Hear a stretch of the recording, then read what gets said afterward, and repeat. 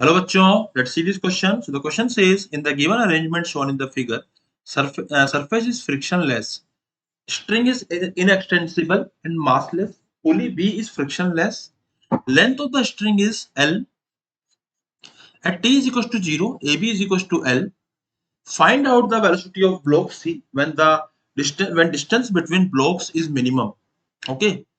So यहाँ पे बात करी गई है if it is released from rest at t is equals to 0. So first of all we will write the key concept. So the key concept will be equals to what? Key concept. So if we want to make distance as minimum, so we need to differentiate the dx by dt will be equals to 0. तो यहाँ से हमको जो t की value मिलेगी वहां पे हमारा मिनिमा आएगा. Okay and v is equals to u plus at. ये हमारा इस इक्वेशन में ये इक्वेशंस हमारे इस क्वेश्चन में हमारी इक्वेशंस यूज होने वाली है. ठीक है. एंड साथ ही में हम लोग ये भी बात कर सकते हैं कि if this distance is x, this is y, then using the Pythagoras this will be equals to r, this r will be equals to what? 1 second, इसको मैं यहाँ पे पूरा नोट डाउन कर दूं. this is r, so जो r की वैल्यू आएगी this r will be equals to under root of x square plus y square. ठीक है. तो ये हो गया हमारा यहाँ पे क्या कॉन्सेप्ट्स जो हमारे इस क्वेश्चन में यूज होंगे. Now let's start the question. So basically यहाँ पे हो क्या रहा है, ये ब्लॉक है हमारे पास m मास का एंड इनिशियली जो ब्लॉक था ये कुछ ऐसे था.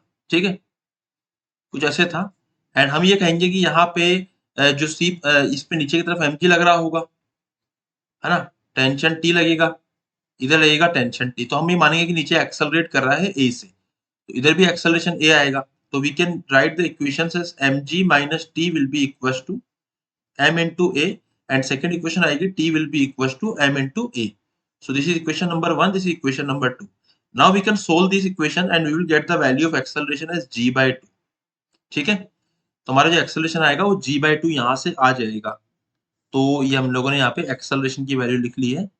It is equals to g by 2. Okay. तो acceleration आ गया है g by 2. अब नाउ हम लोग बात करेंगे किसी भी टाइम पर, ये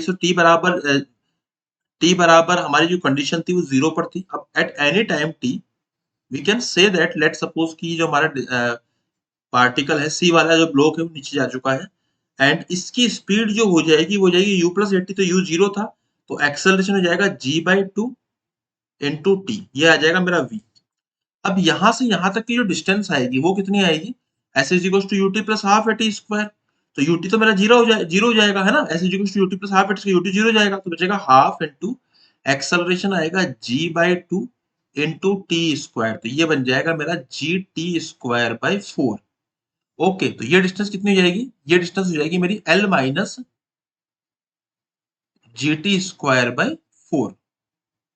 okay, getting my point. So ये हो जाएगा हमारा यहाँ पे, इस तरीके से हम लोग लिख देंगे इसको. तो अब हम बात करेंगे यहाँ पे कि ये जो डिस्टेंस है ये इसकी वैल्यू होगी r. तो मैं यहाँ पे r लिखता हूँ सबसे पहले. तो r की जो वैल्यू आएगी इसके बराबर आ रही है यहाँ पे सोल्व करने पे. r हमारा आएगा बच्चों, इसको लिखेंगे हम लोग, r will be equal to under root of this whole square. तो इसको लिखेंगे l minus G T square by 4 का होल स्क्वायर माइनस ये हो जाएगा हमारा, sorry not minus, plus G T की power 4 by, sorry G T की पावर 2 बाय 4 का होल स्क्वायर. ठीक है. इसको मैं थोड़ा सा यहाँ से इस 2 को हटा देता हूँ यहाँ पे. 1 सेकेंड, मैंने इस तरीके से हटा दिया है और इसको लिख देंगे हम लोग यहाँ पे टी स्क्वायर. ठीक है. तो हमने इसको ऐसे लिख दिया है ना, एल माइनस. अब अगर मुझे इसको मिनिमाइज करना है तो मैं लिखूंगा dr by D T will be equal to 0.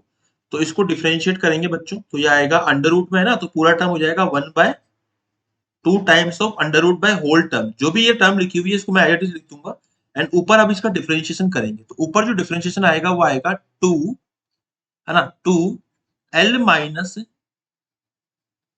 Ji T square by 4, है ना, और इसको लिख दूंगा माइनस, इसको सोल्व करने पे आएगा 2 जी टी बाई 4. ये आएगा 2 जी टी बाई 4 और साथ में हम लोग कर देंगे यहाँ पे, अभी हो जाएगा टी की पावर 4. तो जी बाई 4 रहेगा तो ये बन जाएगा 4 जी बाई 4 इंटू टी की पावर 3. इसको बच्चों सोल्व करने पे जो वैल्यू आएगी ना, इसको हमें सोल्व करना पड़ेगा. अभी देखिए यहाँ पे जगह की थोड़ी कमी है तो मैं पूरा करूंगा तो होस्पोस हो जाएगा, बट आप यहाँ से देखो इसको तो जीरो के इक्वल कर देंगे हम लोग, है ना। तो अब होगा क्या कि ये तो जीरो के इक्वल हो जाएगा। अब मैं इसको सोल्व करूंगा इस इक्वेशन को, तो g/4 आप देख सकते हो यहाँ पे g/4 से एक g/4 तो हमारा कैंसिल आउट हो जाएगा। एक्चुअल में g²/4 था, तो ये g²/16 बन जाता है यहाँ पे और कैंसिल आउट होके ये देखो g/4, ये g/4 कॉमन आ जाएगा। इससे जो t की वैल्यू आएगी ना, t की जो फाइनल वैल्यू आएगी यहाँ से, वो आएगी, मैं डायरेक्ट लिख रहा हूँ यहाँ पे, t की जो वैल्यू आएगी वो आएगी 2l/g। ओके, इसको मुझे इक्वल करना है जीरो के, एंड उसके बाद वैल्यू निकाल देंगे हम लोग। तो इसको जब मैं पुट करूंगा, मुझे स्पीड पूछिए तो स्पीड हो जाएगी कितनी, g/2 इंटू टी। तो मैं यहाँ पुट करूंगा वैल्यू, तो व्हाट आई विल गेट कि g/2 multiply by T is what, 2l/g का अंडर रूट। तो इसको सोल्व करा हम लोगों ने, कितना आया, gl/2 का whole under root. So this is my final answer, gl/2 का whole under root. It is matching with option number 3. So option number 3 is my final answer. I hope you understood it well. Best of luck.